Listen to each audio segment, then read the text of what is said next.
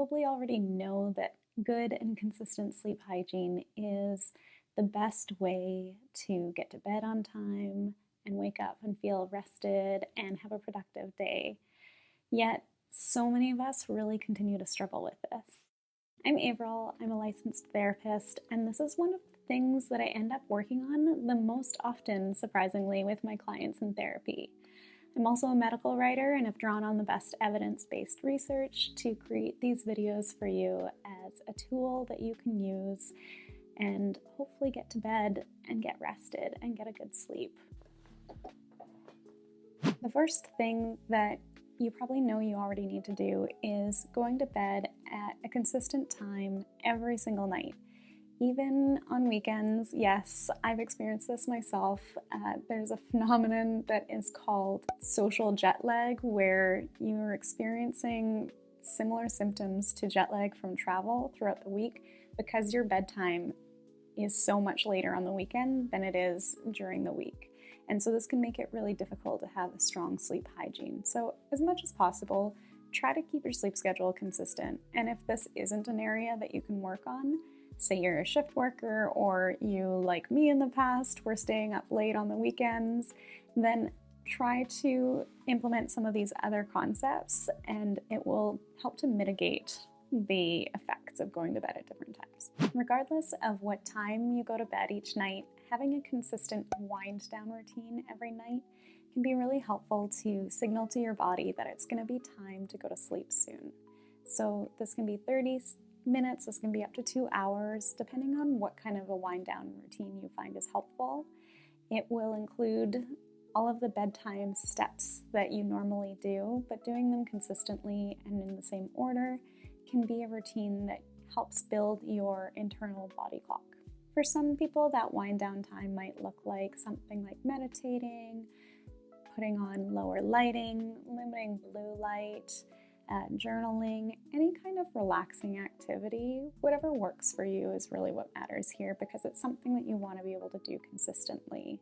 If you are somebody that likes to watch TV or read, this is also a time where you want to be consuming content that's lower stimulation, same as scrolling on your phone. So you're going to curate for yourself things that are relaxing, soothing, and prepare your mind to transition into that winding down time. So if you're a true crime kind of a person, this is not the time to watch the true crime. If you're a doom scroller, I'm so sorry. But also, if you just can't avoid it, try to do it a different time of day, because it's going to get your brain activated before bed and it's going to make it really hard to go to sleep. Of course, you're going to want to limit caffeine and alcohol for a few hours before bed. The amount of time really depends on your body and what works for you. But yes, alcohol is something that needs to be limited before bed because it does affect your sleep.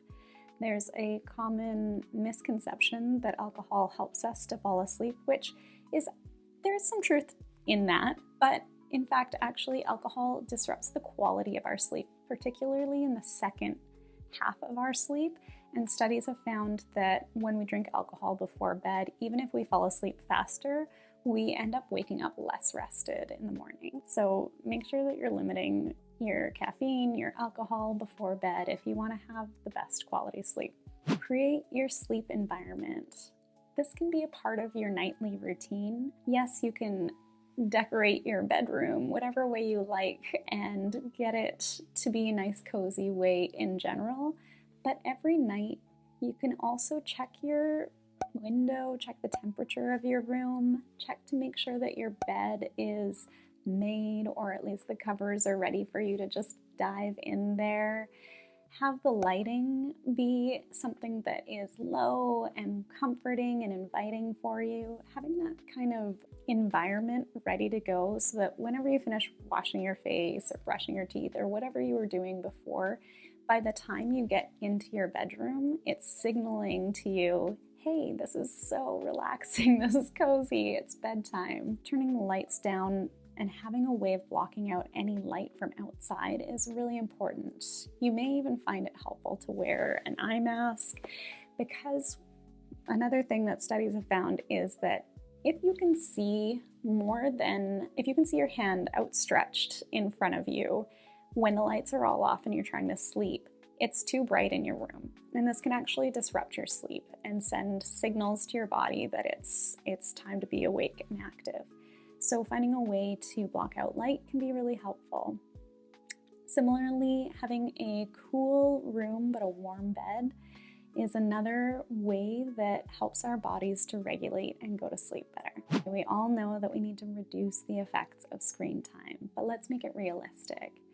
You might still be on your phone before bed, but you can change some of the settings on there to reduce the blue light, for example. Check your own phone settings depending on which type of phone that you have, or at least turn down the brightness on your phone. And this will help to change the amount of light getting into your eyes and the signals getting into your brain, and will then not interfere with melatonin production. When we have too much bright light, particularly blue light from electronics and phones, it can tell our bodies that blue light is associated with daytime. It's like outdoor natural light, and therefore our bodies won't produce the melatonin that it would normally naturally produce before bedtime. And that is a really important part of us getting ready and winding down and going to sleep. One way that I really like to manage the way that I'm affected by light from my phone or electronics before bedtime is actually to use audiobooks. I also will sometimes listen to shows, choose a good show that works for listening to, and I can still then have my wind down relaxation kind of brain fun, nice time while not telling my body or sending my body the wrong signals. Your bedroom's ready. You've been limiting the effects of screen time. It's time to wash your face, brush your teeth, whatever it is that you need to do before you go to bed. The key here is doing the same kind of routine each night. For me, that means brushing my teeth, washing my face, and doing that in the same order at the same time before I go to bed, so that my body knows it's going to be bedtime next. Again, make sure that the lights are low, even in your bathroom when you're doing this. And after you're done with your bathroom routine, it's time to head to the bedroom. You get to make that key decision. Where does your phone go? Ideally, you want to have finished playing around on your phone before you get into bed. Beds are meant for sleeping. This is another way that we can maintain consistent and healthy sleep hygiene. So if we're doing anything else in bed, it can confuse our brain and body and keep it activated and not knowing that we're supposed to be going to sleep when we're going to bed. So make that key decision about how you want to handle your phone and your phone time by the time you're going to bed. If you're the kind of person that likes to wind down, I actually really like playing stupid little games on my phone just to get my brain to wind down before bed. So I'll try to do that on the couch before I get into bed and go into the bedroom. And then by the time that I'm in bed, I do keep my phone next to me as an alarm, but I do not touch it anymore at that point. I might put an audiobook on to listen to or to fall asleep to, but it's no more screen time for me at that point. A lot of phones also have different settings where you can block apps and only allow certain ones through. So sometimes I'll have a specific phone routine that's part of my winding down routine before I get into bed. And that includes setting my alarm, setting my sleep tracker, and setting my audiobook, because that's what I use to fall asleep. Another thing might be meditations that you like to listen to, or maybe a white noise sort of effect through your phone if you live somewhere where you want to block out noises. If you really want to level it up, you can put your phone across the room, plug it in, and I've done this in the past before when I was struggling to get up on time in the morning. Set your alarm so that when you wake up in the morning, you have to get out of bed to turn your alarm off. This is not for everybody. I realize it's not something I was able to maintain, but it's a trick that I'm mentioning here because it can be really helpful for some people. Finally, it's time to lay in bed. Lights out. If you're the kind of person that gets anxious about falling asleep, and this is when your mind starts to race, just remind yourself that your body will sleep when it's ready to. And while you're practicing just laying there in the dark, you can try a few different things to help soothe your mind and your body. One is just to focus on your breathing, and another one is to do a progressive muscle relaxation body scan. So this might look like picturing each body part from head to toe or toe to head and relaxing that body part as you think about it.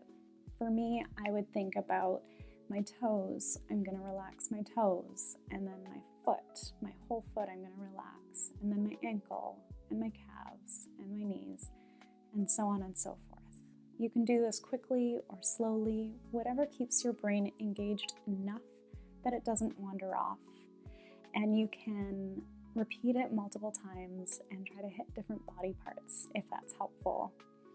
If you're the kind of person whose mind is really overactive, this is something that I've experienced myself.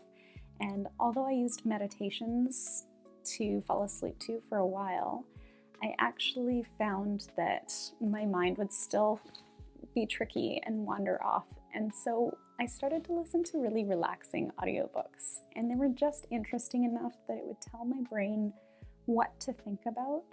But because somebody else was reading the story and I had the volume on so low, it would continue on forward regardless of if I was drifting off or not. And that's something that works for me. I've talked to other people who love books so much that it doesn't matter what they're listening to. There's no way they could fall asleep with an audiobook. I know there's also podcasts and different things out there that are really boring stories to fall asleep to. So find what works for you. If you're just setting up a new sleep hygiene routine, it can take some time for your internal clock to get regulated. So don't lose hope or get discouraged if you're not falling asleep right away the first few times that you try this. Give yourself a good week or so and practice the same routine and see how your body reacts to it. You may just find that each time your head hits the pillow, you drift off a little bit faster and faster each time.